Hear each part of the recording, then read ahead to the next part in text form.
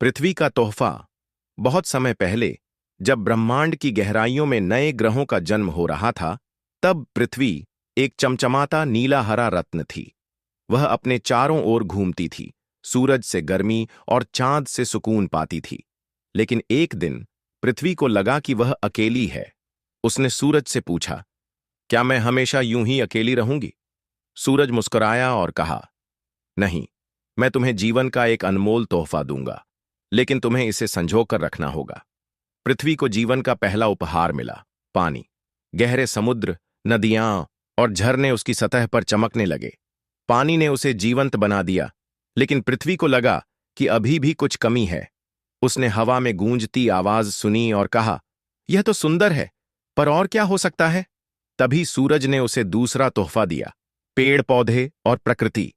हरियाली से भरपूर जंगल उगाए, फूल खिलने लगे और पृथ्वी की सुंदरता दोगुनी हो गई। अब वह खुश थी, लेकिन जल्द ही उसे फिर से लगा कि कुछ अधूरा है।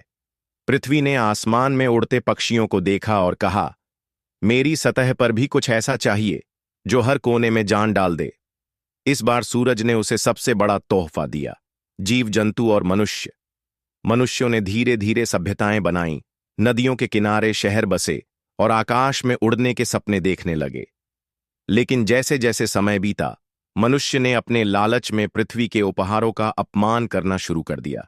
जंगल कटने लगे, नदियां सूखने लगीं और हवा जहरीली हो गई। एक दिन पृथ्वी ने एक छोटे से बच्चे से बात की। वह बच्चा नदी किनारे बैठा रो रहा था, क्योंकि नदी सूख चुकी थी। पृथ्वी ने उससे पूछा, तुम क्यों रो रहे हो? बच्चे ने कहा, यह नदी मेरी दादी की कहानियों में बहा करती थी, अब इसमें पानी नहीं रहा। पृथ्वी का दिल टूट गया, लेकिन तभी उस बच्चे ने कहा, मैं इसे फिर से ठीक करना चाहता हूं। मैं नदी को बचाऊंगा, पेड़ लगाऊंगा और अपने दोस्तों को भी सिखाऊंगा। पृथ्वी मुस्कराई और बोली, अगर हर इंसान तुम्हारे जैसा सोचने लगे, तो मैं हमेशा चमकती रहूंगी।